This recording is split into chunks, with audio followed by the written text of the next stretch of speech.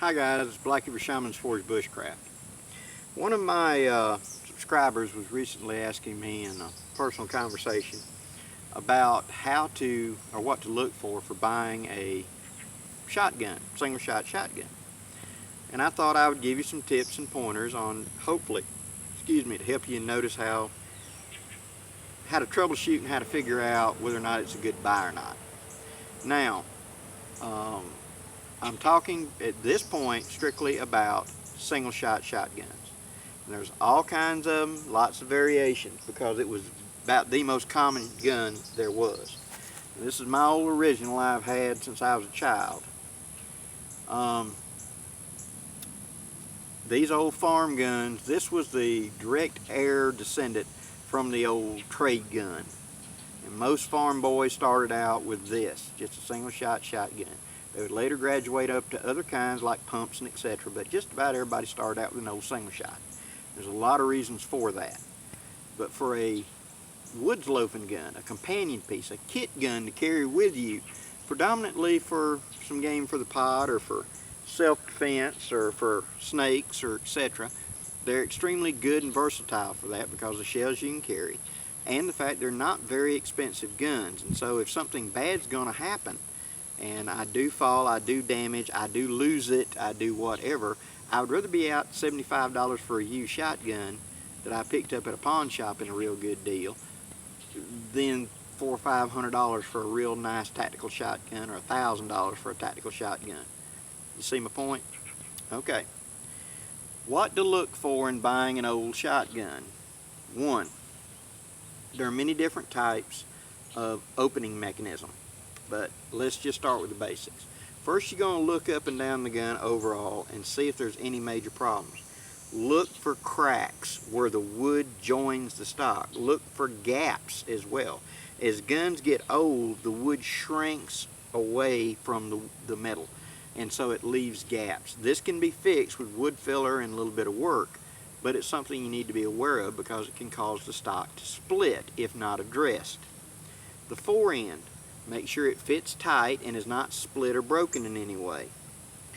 The barrel. Look at it in good light and make sure there's no bulges in the barrel. This is fairly common, especially when a lot of people start their kids out with the very first gun as a single shot.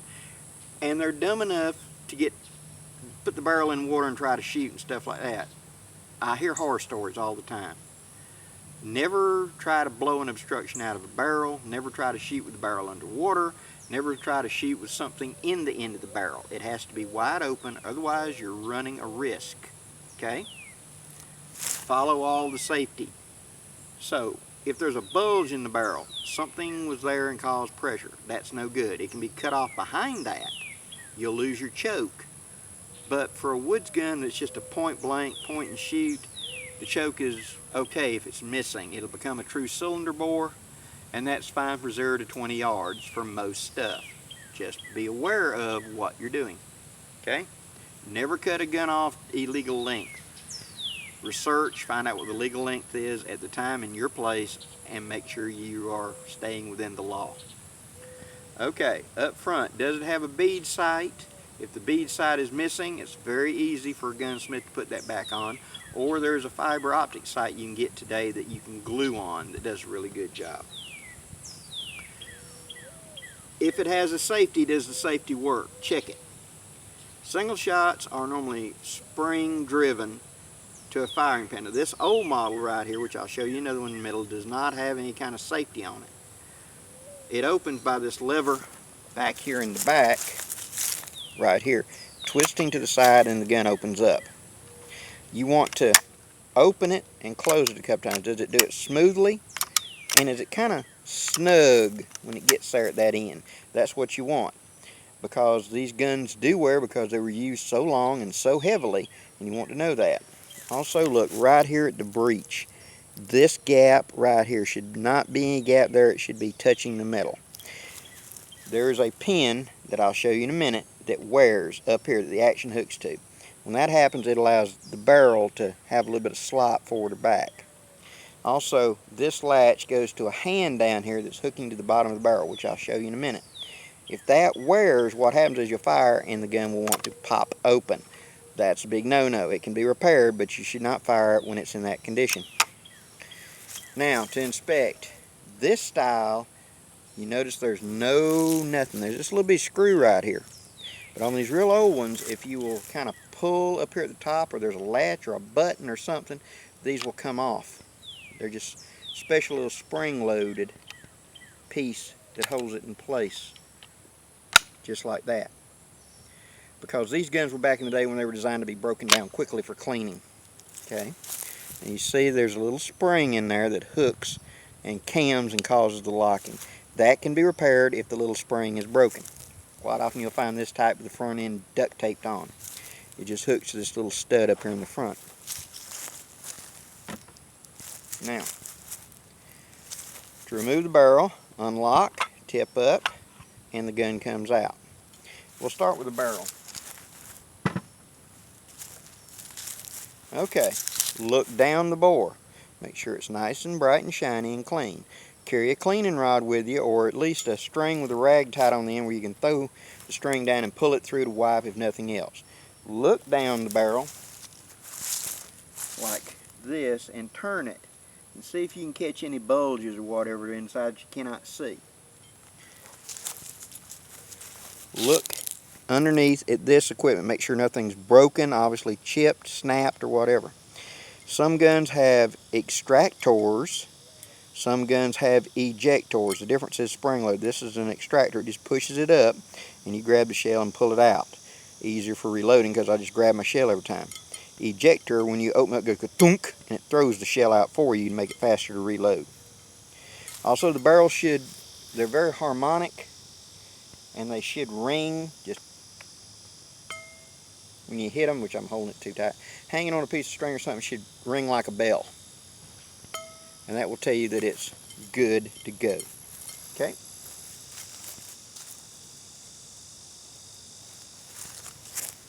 On the action, here's that pin I was telling you about. This is what the weight, the gun block bears on. See that on the barrel.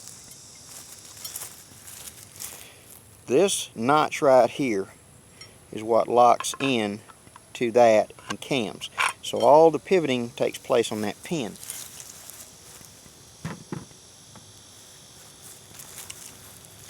This pin right here, as it wears, it will get to where it's allowing too much what we call head space, the barrel to move. This pin can be replaced or repaired. Down and dirty in the field, if you have absolutely nothing else and it's one of them situations, you can wrap around this with, like thin metal like soda can or soup can material and build up a shim there that allows the gun to function again. Right in there, I believe you can see there's a piece that moves. Okay, that's the actual lock block. That when I'm working this, what it's doing is retracting it backwards. It goes forward and locks and holds the barrel down into battery. That should be in good stead. Next is to look at the firing pin. Hold your trigger all the way back and push forward. The firing pin should become visible. Feel of it. It should be rounded and smooth. If it's real sharp, that's a danger. It can pierce primers. That's bad. Should not be broken. These are easily repaired or replaced. Not a big expense. Butt plate. Make sure it's not cracked, split, or missing. You see that a lot. Okay, basic of the old shotgun. Notice I say old because this gun's well over 100 years old now. It's been in my family 3 generations. And I still hunt with it every fall. So, the most common one you're going to encounter today is the H&R, single shot. This is my gun that I carry in the woods, my little trade gun I call it. Now you notice the fore end up here does not pop off. It has a large generous screw. You unscrew that and then the fore end comes off. The internal pin is exactly the same as the old one, except instead of having this latch back here beside the hammer, you have a press button. You press down on that, and now you hear that click? That click is the ejector that would throw the empty shell out. Now to find out if the firing pin is protruding on this one, you have to do something a little bit different. I believe you can see that. Right there's a little bitty bar. That's called a transfer bar safety. That basically the hammer does not hit the firing pin. This bar has to stick up. The firing pin, the hammer hits that bar, and that bar in turn hits the firing pin, thus causing the firing pin to stick up. Now, to check it, what you want to do is full cock it, take your thumb, put it right there, and push, and the firing pin will protrude into the breech block. Now you can check it, of course with the barrel off, without having to do like the other one. This is a safer system for carrying and for day-to-day shooting. Now, with the H&R shotguns, depending on where you're at, as I said, these guns are typically the first gun that many people start out their family with for a hunting gun to go with dad to the field to hunt, etc. Quite often they grow beyond this and they want pumps or automatics, etc. When to look for such a gun? Go to the pawn shops, gun shows and stuff, and the time to look for it is actually in the spring or the early summer, because that's not hunting season. And many of the children who are now growing up started at the end of the hunting season bugging mom and dad wanting a shotgun by hunting, by the beginning of deer season next year. And so a lot of these single shots will come onto the market. That's the time to look for them. They're at the cheapest. Stock finishes and things like that can be scratched up, varied, because remember, a lot of times it was a kid that had it. This gun is a youth barrel, but a full-size stock. And that tells me that this was somebody's first starting out shotgun, which is a 20 gauge 3-inch chamber modified partner model. And they had bought the full-size stock and added to it as the child grew up. It makes a perfect woods gun for me. Perfect size, not too big, not too bulky, and etc. As a kit gun, it's great. It's not heavy, it's super reliable, very little that can go wrong with it, super safe in operation, and very, very effective. Very robust. That's the reason you find 100-year-old single shots still in perfectly good working order after God knows how many generations have had it, of kids and everything else. I did gunsmithing, and yeah, things like Model 94 Winchester has been made for over 100 years, and I have seen a scat of them that were just wore out. I have seen a bunch of automatic 1911s that were made in the early 1900s that have had it. Anything wears out, but these old single shots just seem to keep going. They're that robust and reliable design. So for a woods loafing gun, yeah. What you're looking for is time of the year. Remember, late spring, early summer. Price. Brand new at Walmart, they're running in my area less than $150, which means in a lot of the pawn shops you can pick them up for under $100. If you'll ask around, put a little notice up at work or whatever, you might find them for $50 for somebody's kid's getting rid of it. It's a good starting out gun to have. The two gauges, 12 and 20. There are 16s, there are 10s, there are 14. For a woods gun, I recommend either the 12 or the 20 gauge. Shells are very common and cheaper. A box of 410s is, at this time, over $10 a box for 25 shells. And a box of 12 gauge on the discount rack is like $4 or $5. I can buy 50 rounds of 12 gauge for the price of 25 rounds of 410. See? Hope this gives you some ideas, guys.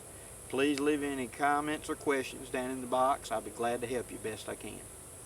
I'm Blackie for Shaman's Forge Bushcraft. Wishing you safe journeys. Have a great day, guys.